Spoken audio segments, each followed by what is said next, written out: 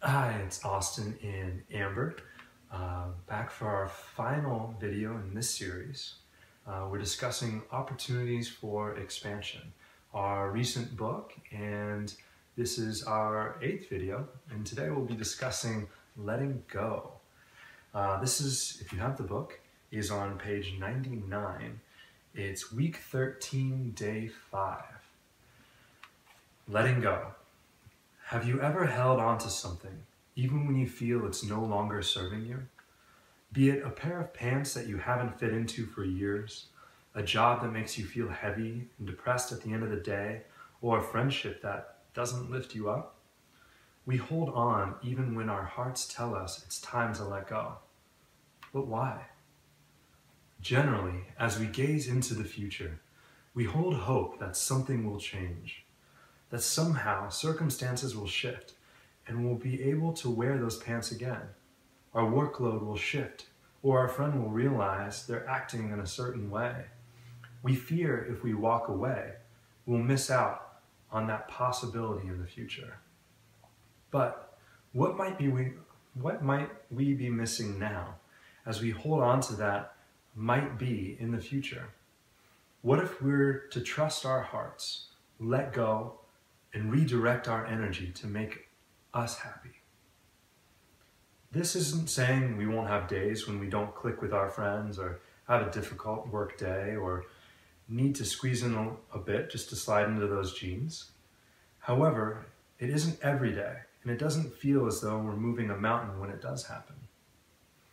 Today, seek to understand if there is anything in your life that you've held on to a bit longer than it serves you. If so, are you ready to let go and redirect that beautiful energy to make your heart sing?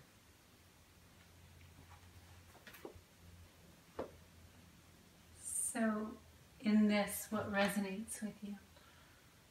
I think it's just one of those things that just kind of transcends no matter what country you're from, what language you speak, what culture you grew up in. Everyone's been there, I feel like. That everyone has that one thing that they just keep holding on to. It's just kind of like what we've been taught.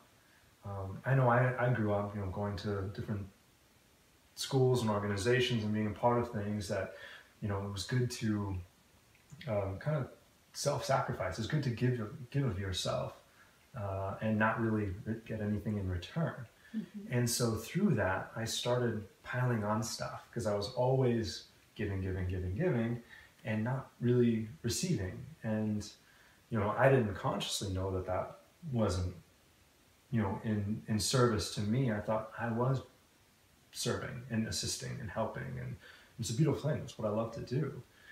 But just like anything, there has to be that balance. Mm-hmm. And so I would start to hold on to certain things and not realize that I was letting go. And so I was giving, so much into friendships and not realizing I wasn't getting anything in return. And so it was relationships on all fronts. And it was just, work or school or whatever, it was so, it kind of just dragged you down, and you're just wondering why. I'm putting so much effort into this, and, why aren't I seeing anything in return? And then I started blaming it on myself and, all these things, and I realized, well, yes, I happen to be the common denominator, but that doesn't make me the issue. And so there was an opportunity for me to let things go, take a step back and observe the situation and realize that it's just not serving me. And not in a bad way, not in anything a negativity way, or just saying, hey, I'm done with this, or whatever, but more in a place of gratitude and saying thank you so much for whatever time or whatever reason this being was in my life, this person, and say thank you for that exchange, for that energy, that lesson, and being okay with moving forward and honoring that forever, that they took the time.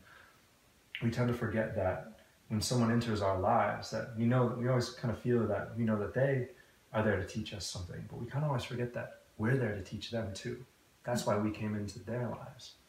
And so that's where we have to bring that self-love in and understand that it's okay to know that you have value too, and that we're worthy, and that we have that ability, and to recognize that within ourselves. Yes.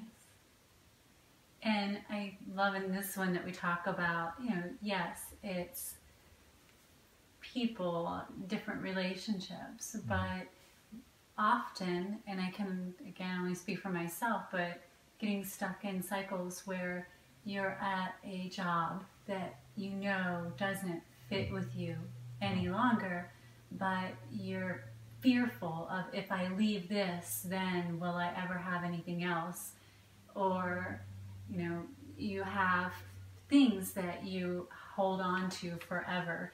And the jeans thing was kind of my thing, because you always think, I'm going to get back in there and I'm going to wear these clothes again, and then suddenly you have boxes, different sized clothes for when your body shifts. But you're holding on to these things, and ultimately, if they're not serving you, and you know this in the present moment, all they're doing is sucking your energy from you.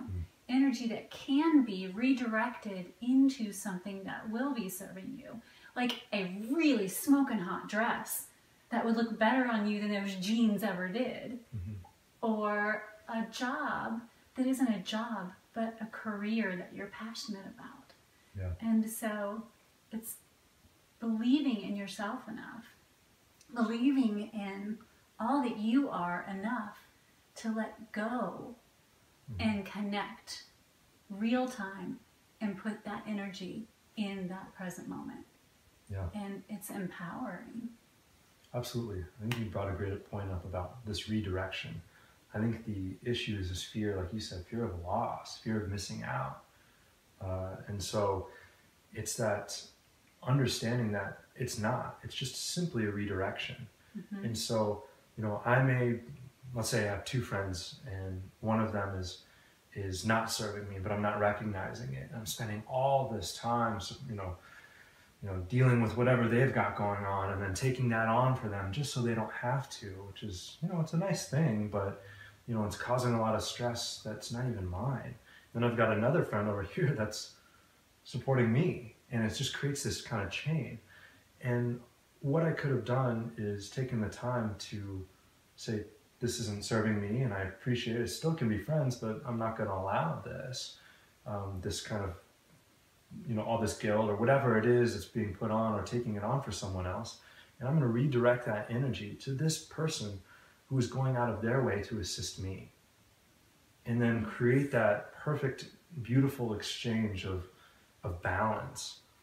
And so I've definitely been there with people in my life that, and I've seen them, like my friends, go on and spend hours and hours talking on the phone or in person with someone who's just literally looking just to take their time and just take.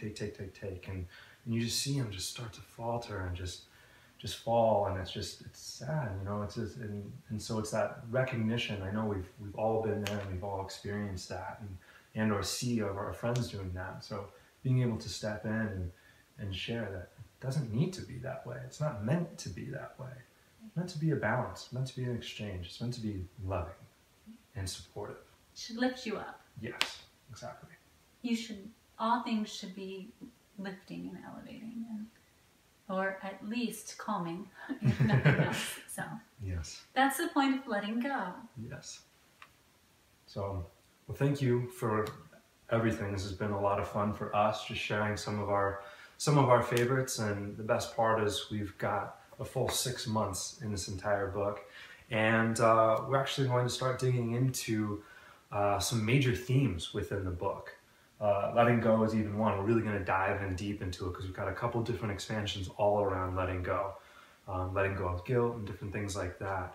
We also got self-love, and then some of the other things that we've discussed in this series that we're really going to dive in deep. So. Like stress reduction, yes. Because no one out there is stressed, right? Yeah. So, yes, keep in tune with our YouTube channel, or find us at themeditativeminute.com.